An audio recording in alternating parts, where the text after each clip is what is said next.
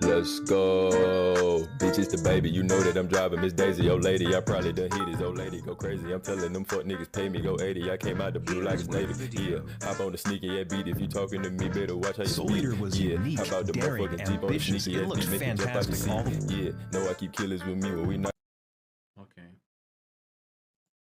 Soul Eater. This is a 14-year-old anime. Now they're gonna talk about Soul Eater. Yo, the anime's ending was dog shit. The ending was dog shit, but the anime in its entirety from beginning before the final fight was great. But the end was dog shit. All the way back in 2008 when most anime looked super duper gay and ugly. I must specify, I'm not referring to cool gay like Lorray or James. That smile. I'm speaking slang like, why does all this look like that? Like you, why do you look like that? And audiences at the time were with this style. It shot up in popularity like nothing you've ever seen before. That's hyperbole. From the gate, this show is lovable. You'd think it immediately sent the anime world into a coma, but in 2010, Toonami began to air Soul Eater for silly Americans such as myself, and it just got even bigger. It's still maintaining that strength. Compared to Code Geass, it starts off huge and just takes off. Yo, the Code Geass characters got the pointiest chins. Like, forget about any weapon you have, just use your chin. Like, never to be as popular as it was in 2008. But we both know something's off here. My clickbait wouldn't be nearly as effective if that were true. Code Geass is irrelevant and Soul Eater is out here thriving? Nuh-uh. In the past 2 years, I've heard not a peep about this one, and I hear about Code Geass all the time. Soul Eater is among the best early shonen we've ever seen, and I think it's a shame that it seems buried by time. So I'm gonna take my shovel and my boots, and I'm gonna dig up a show that could contend with 90% of the anime currently airing right now, Soul Eater.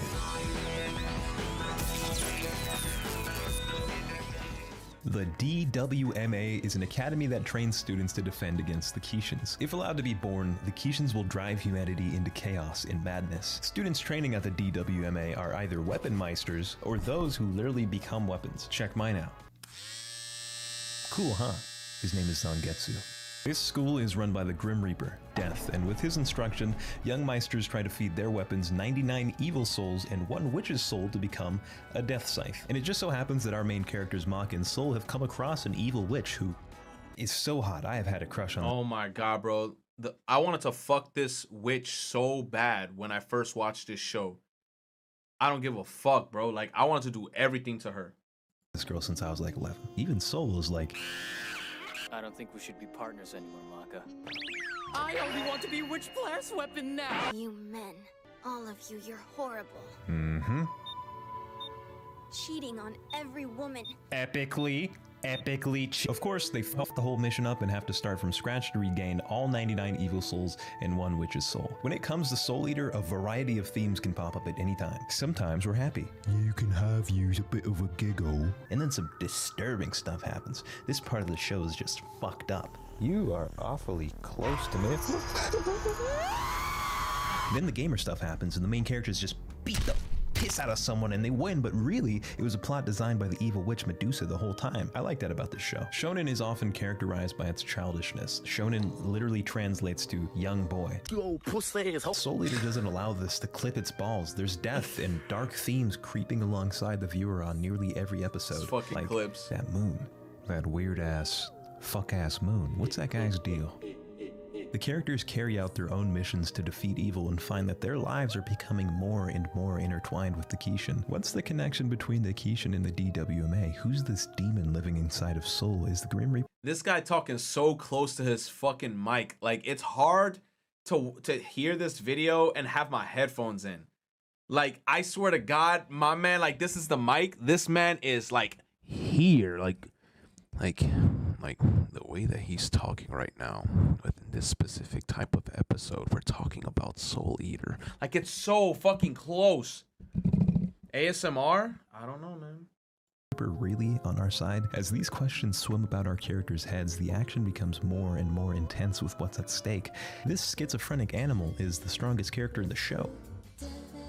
The first few episodes are really just there to establish how strong everyone is, but you quickly become hooked. These fight sequences are cold as hell. This guy scatters a bunch of swords around so he can throw them or use them as platforms. This dude can harden his blood. I think Stein is probably the coolest though because of his swag. Let's get the bone chicken! How was this made in 2008, I asked? It's clean, it's flowy. Oh, it's made by Bones. Full Metal Alchemist Space Dandy and Mob Psycho Bones. Press play. Soul Eater can spin itself in any direction it wants, except for comedy. I lied for better storytelling. You can't actually have used a bit of a giggle all of the time. This is one of the few parts where the story acts its age.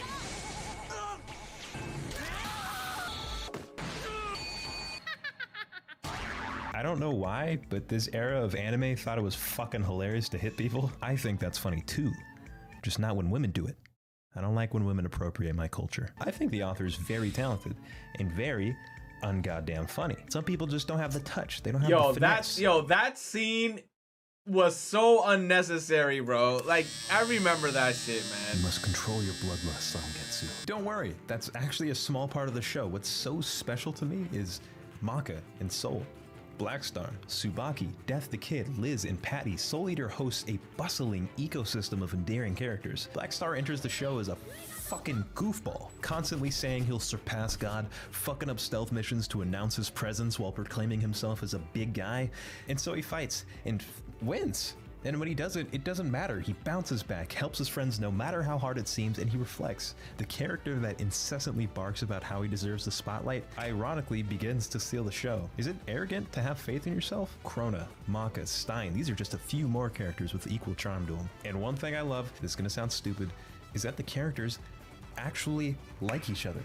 There's no manufactured bitchiness just for the sake of it, like Sakura. They dap each other up, run to each other's aid, hug. It's infectious. When the characters are likable, they grow on you. You care more about the plot, which is also really good. Partially because it's set in such a unique atmosphere. The world is inspired by Tim Burton and Halloween. One character's name is Frankenstein, and this guy's just a zombie. Then, the soundtrack hits you with alien instruments that seem to bellow from the underworld. This strange fusion creates a world unlike anything you've ever seen in anime. I'm telling you, this show is great, dude. But I'm telling you, when you make it to the ending, then you're gonna be like, I see why everybody's saying this about the show. There's some bangers. Like, what do you want me to say? The shit bangs. There's touching music. They did a great job tying up scenes that punch you in the gut. I'm 90% sure this one is a Tupac reference.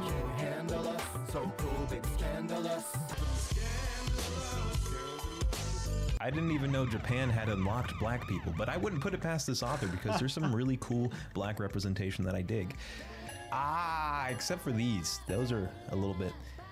Well, that's just fucked up. Uh-oh. That's my music. Soul Eater is an invigorating shonen that gets why you're watching. It knows you want to see some action, it knows you want to like the characters, and it knows it should tell a good story on top of all of this. It does trip on its own feet at times. I noticed a few plot holes, but that didn't stop it from being a refreshing blast of creativity while I watched all 51 episodes between work. It's a timeless classic. 8.5 out of 10 just for this song alone. Subscribe and comment. I reply to those.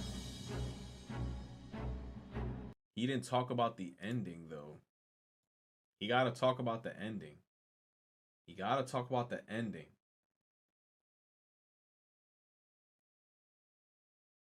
You gotta talk about the ending, bro. The ending was ass. It was so bad. Why the fuck are we here? Oh, there we are.